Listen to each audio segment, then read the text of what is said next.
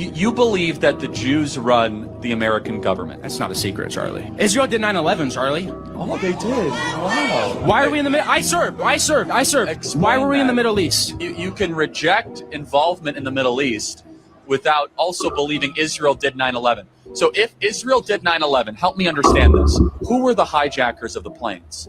They weren't hijackers. Oh, CIA. CIA and Israel worked together. No. Explain to me what happened on the aircraft.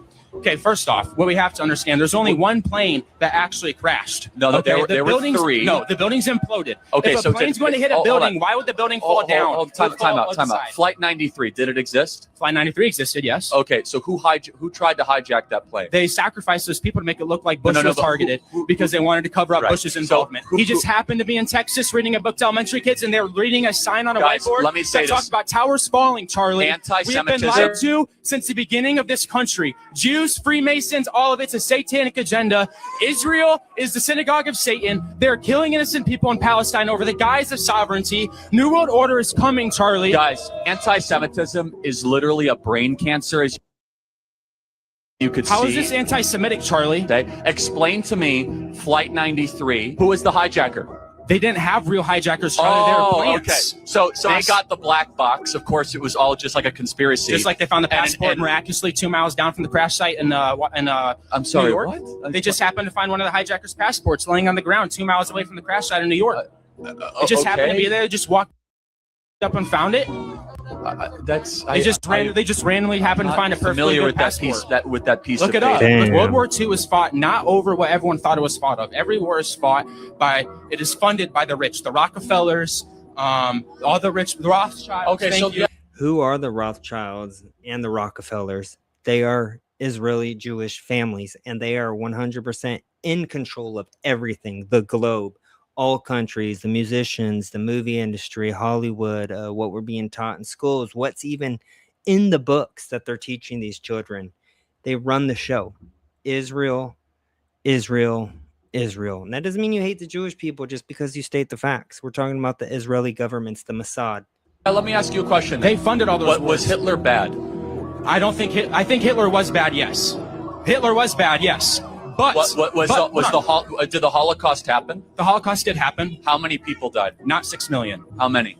It was not 6 million. I don't How have many? I don't have an exact number, Yes. Charlie. I don't have an exact number. It wasn't Okay, but you 6 said it's million. not 6 million. You must have an alternative. How do you know it's not 6 million? Because there wasn't even 6 million Jews in Germany. Okay, well, I mean, you tell me. You're the expert. The reason why Jews have been run out of 109 countries throughout history is because every time they get into a country, they try and take it over. In Nazi Germany, again, they are having transgender surgeries, underground transgender surgeries. They're promoting homosexuality in schools. And Jewish donors, they have a lot of explaining to do, a lot of decoupling to do, because Jewish donors have been the number one funding mechanism of radical, open border, neoliberal, quasi-Marxist policies, cultural institutions, and nonprofits. This is a beast created by secular Jews. And it's not just the colleges. It's the nonprofits, it's the movies, it's Hollywood, it's all of it. It's like time for you guys to wake up and say no more. Draw a line in the sand. I don't care if you hate me. And that, ladies and gentlemen, is exactly why they took out Charlie Kirk. He was waking up. He was knowing too much, and his grip on the younger generation was too strong. So they took him out, and now those people that he despised and found out who were not his true friends are the ones that are pretending to be the biggest of his friends, when in reality it was Candace Owens all along who had his back, who was the one asking the questions, who was trying to find out the truth on who assassinated Charlie Kirk. But in my opinion, it has never been as obvious as it is today on who took Charlie Kirk out. Now all of a sudden we're at war with Iran. What was something Charlie Kirk was against? War with Iran. He actually stopped it from happening the first time. It was that poll that's been going viral lately where 90% of the American people did not want war with Iran because they were not a threat. Israel, the Mossad, the people who run this Israeli government, they are the threat. They are the ones who run the blackmail operations. They run the show. They are the puppet masters. And it just happens to be that the richest people in the world are also Jewish. The Rockefellers, the Rothschilds. They are the ones that run the banking industries and everything we just spoke about. So today we're going to end with Nick Fuentes and his response on this administration. cozying up to the neocons. But we're going to show you what two neocons said today. These are probably two of the biggest warmonger neocons in the conservative movement, as you call it. And actually, Trump supports both of them. He is campaigning for Lindsey Graham, one of the worst human beings in history. Never been married, probably never gotten laid, never had kids. So he doesn't know what it's like to lose loved ones to war in these never ending wars that are funded by our taxes. So he gets rich, much richer off pushing these wars, while Americans get much less rich, pretty much just poor, barely getting by, while we have our American soldiers fighting for these never ending wars that have nothing to do with us. They don't profit us at all. They just make the banks and the politicians richer. And that's how they fund their campaigns. But we have Zionist, Israel first clout chaser Mark Levin says the American soldiers who died in the war against Iran, it's up to 4, I believe now, in support of Israel, gave their lives for a great cause. This is pathetic. Let's see what he has to say in his own words. The idea that Donald Trump campaigned on allowing our enemies to build nuclear weapons and threaten to wipe us off the face of the earth, that he shouldn't intervene in that he shouldn't confront that somehow that violates what MAGA stands for, is so idiotic, is so stupid. And yet they push this agenda. He's broken his campaign promises. No, he hasn't. He used the military more than any president in history. I don't know if that's true or not, but he certainly has used it very wisely, hasn't he? We didn't have any casualties in Venezuela. Unfortunately, every casualty is very sad, and it affects a family. And we don't like the fact that we lose any red-blooded Americans. But the battle against the Iranian regime, the purpose is to protect the American people, protect our armed forces, protect the homeland, help our allies, protect tens of thousands of people from being slaughtered, who've been slaughtered. Who? And yes, retribution, to make it clear that you don't get to do this to us for half a century without any effective response. Do what? Do what? What have they been doing for half a century? Oh, yeah, that's right. They've been wishing death on America. Wouldn't you guys wish death upon America if you lived in the Middle East and we were bombing and mass slaughtering your families and people you know for decades on end off lies that Netanyahu has told in our government? We've literally went to war with Iraq based off lies. And the same people that were feeding us those lies during the Iraq war, Mark Levin was one of the people at the top of that ticket pushing the same propaganda. They wish death upon America. Yeah, but they're not killing us. We have cities that are filled with homelessness, crime, drug epidemic. If we should be going to war, this is probably the only war I would probably support is the cartels. And you want to know why? Because they're the ones, a lot of the people that are coming across get trafficked. They use kids for slave labor. A lot of the drugs that are killing people, we need cartels taken out. And even though I'm very, very anti-war, I'm more for we need to take care of our own country. If I had a choice, if I had to choose one, I would say the cartels. That'd probably be one of our number one enemies that we need to take out. But that isn't, because we are always doing Israel's dirty work and Israel's bidding. And as we know, if Trump doesn't do what his dad Netanyahu tells him to, they're going to release more of the Epstein files. And Trump might not be in there as raping a kid, but I mean, it's very sus with how he's pretty much not talking about him, saying it's a Democrat hoax. His DOJ is covering it up. It's kind of weird not to think that he's involved somehow if he's doing this much to protect him from being released. If you had nothing to hide, you would release him. But according to Marjorie Taylor Greene, it's because a lot of his donors and friends are in them. And that's what it is. As we know, Howard Lutnick, very previous Epstein Island visitor, he even visited with his family, lied, got caught lying, and he's still in this administration. These people are fake. They don't care about you. They only care about money, control, and power. And it all comes down to Epstein.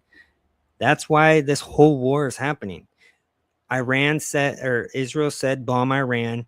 Trump said no for a second. They released the first batch of the Epstein files, which made them look bad and complicit.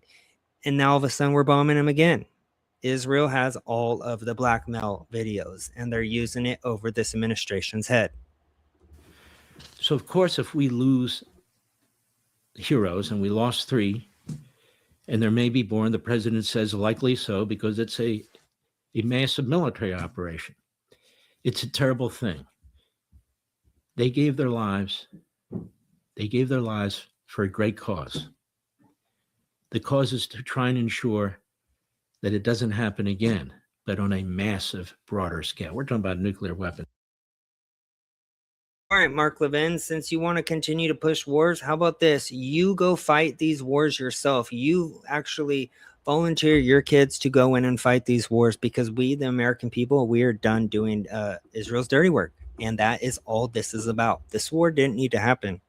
We would still have 4 soldiers here in America doing fine if we didn't do this pointless ass war in Israel's dirty work. This was today. Lindsey Graham, I would say him and Mark Levin are probably the top 2 worst in regards to the neocon warmongers who are pushing for nonstop wars. They have never saw a war that they didn't think they could profit or get rich off of. But Lindsey Graham pleads with Trump to join the Israeli military fighting in Lebanon now.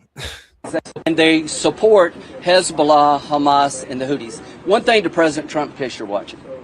In 1983, Ronald Reagan sent Marines and sailors to try to police and deal with the Lebanese civil war. They were at the end of the runway. Hezbollah attacked the Marine barracks, killed 220 Marines, 18 sailors, and wounded 100 others. Ronald Reagan, who I admire and love, withdrew and never did anything about it. So I'm calling on President Trump today. Join Israel to attack Hezbollah. Avenge the Marines. America never forgets. Those 220 Marines and 18 sailors' families, we want to go after the infrastructure that killed your loved ones. They're IRGC assets in Beirut as I speak. President Trump, come up with a new operation called Simplify. Fly with Israel and go after Hezbollah, who has American blood on its hands. Not only take the mothership of Iran down, also take the proxy of Hezbollah, settle the score, even the account. Yeah, this guy sucks. He always says the same shit. Like, let's take out this. We got to bomb them. They're a threat to our country, blah, blah, blah, blah, blah. Same stuff that Mark Levin says. Who cares what these two think anymore? Again, Lindsey Graham's never been married, never had kids, probably never gotten laid, so he doesn't have any love members to lose or have to worry about going to war. And it's just sad that they think so low of American life, right?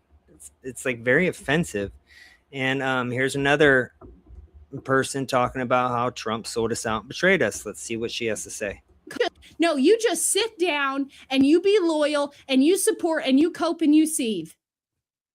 That's what they expect you to do. They expect you to be a good little cuck and sit in the cuck chair while a president that you voted for screws you over.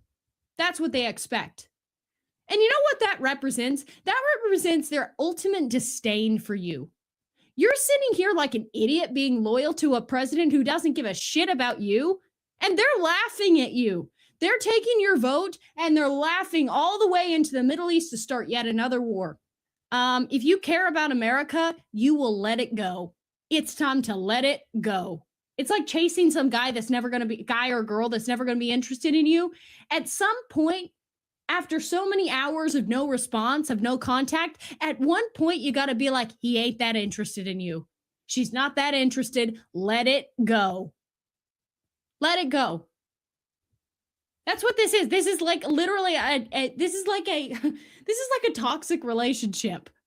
The American people are in a toxic, manipulative relationship with a girl or guy who doesn't give a shit about them, is using them for whatever they can get, meanwhile is off sleeping around with everybody else and their brother. And you're sitting back like the good boyfriend or girlfriend. Here's your flowers. Yes, I'll never talk shit about you. No, I only say good things about you. Meanwhile, that's literally what this relationship is. And if you do not see that, you are stupid. And if you are coping and seething in my comments, or if you're a person from that country in the Middle East, leave. I don't want you here. I don't want you here. Fact. The rest of you who love to be bitched by this administration, who love to sit in the cuck chair, by all means leave, because We're not down with that. Okay. You are a loser. You are nothing. You deserve to be cucked by this administration. Completely agree. If you're for wars, if you're for Israel, move there. But what we were promised was no wars and putting the interests of Americans first. And I don't see our cities getting, better, safer, cleaner. I don't see. We're still paying taxes. I mean, we didn't get any Doge checks like we were promised. I do think that we need mass deportation. Some might disagree, but I'm talking about the criminals, and it looks like they've done a 360 on that as well. I mean, everything's so damn expensive. Everything's more and more every time we go to the store. Nothing has gotten better for our daily lives. Gas has gotten a little cheaper. I'll admit that. Border secure, but I mean, those are two good things. Besides that, everything else has either gotten worse or stayed the same. And so it's been over a year at this point, and it seems like the focus of all of the Republican Party still is Israel. And then they say, why do we talk about Israel so much? It's because you guys push it in our effing faces 24/7. Is a totally diminished figure. Watching him on Friday declare this war in a sad little hat, no tie, with a black curtain. He's 80 years old. He doesn't even care. He's at a ceremony today, pinning a medal on a soldier, slurring his words, stumbling over his speech. You look at this guy and you're like, who are you? Seriously, who are you? What is this? It's actually scary. It's actually disturbing. And the reason I say that I've witnessed this my whole life, I've watched all these developments. I watched the original nuclear deal get signed, and I heard all the arguments about it then. And we watched Trump come down the escalator in 2015 in June, and he said, we should have never went to Iraq. There were no weapons of mass destruction. They knew there were no weapons of mass destruction. We don't have it. We spent all this money. And to think 10 years later, we're doing this? You look at Trump and it's like, I don't know you. Yep, same thing. I don't know who you are. I don't know what you are. You are demonic. You are a demonic force. And what's really freaky is now he's always talking about going to heaven. I'm not going to heaven. Yeah, I think you might be right about that, because you are a demonic force. You are a liar. You are diabolical. You are a traitor. And let me explain why I feel so strongly about this. Let's talk about some of these developments from today.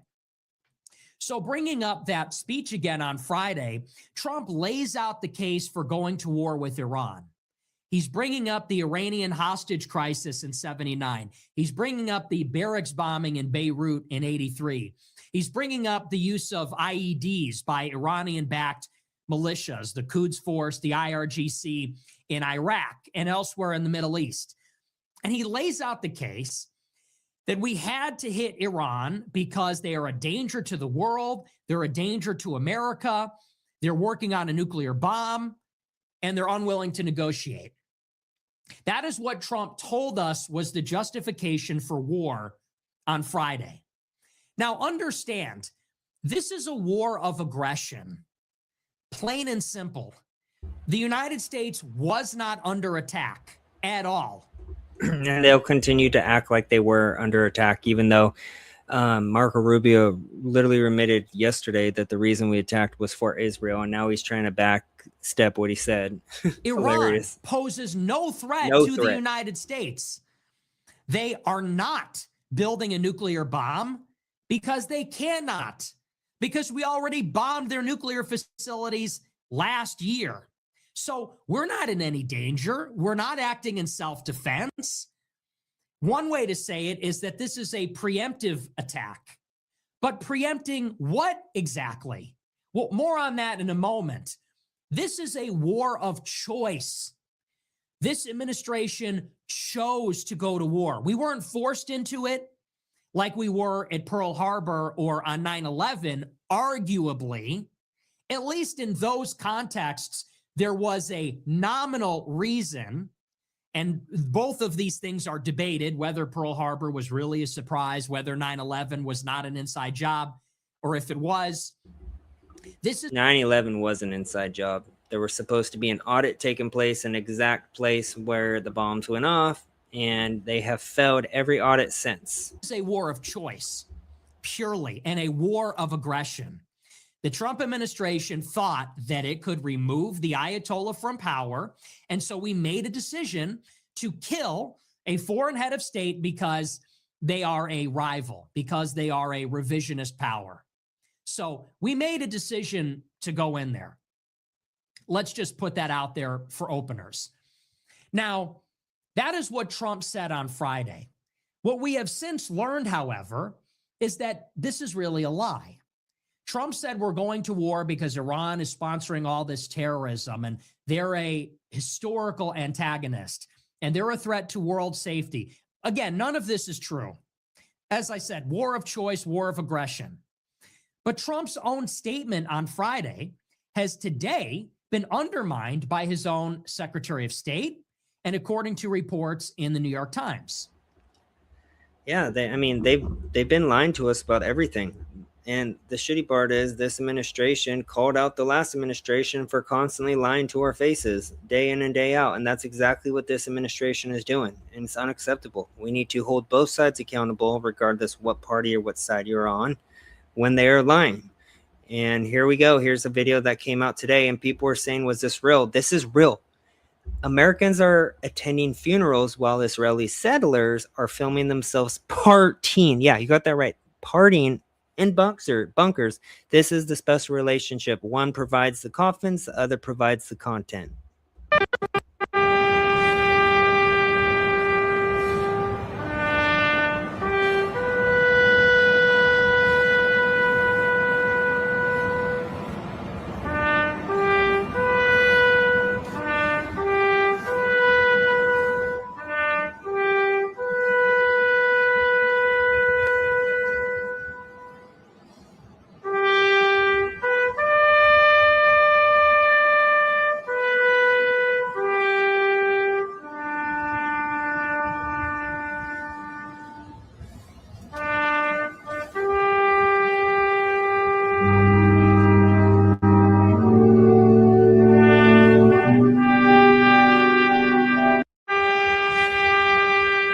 It's infuriating in that we even spend a damn dime of our taxes in this corrupt, trashy country, Mossad-owned country that runs ours, administration, every administration. But crazy part is, as we know, the neocons, the warmongers, the warhawks keep saying that Iran needs to pretty much force the regime and the rest of the government out, and that here's the revolution, when in reality it looks like Stu Peters, one of my favorite news people, Trump's attempt to start a color revolution in Iran has officially failed. It was the greatest fail ever have made. Look, it looks like they're united more now than ever.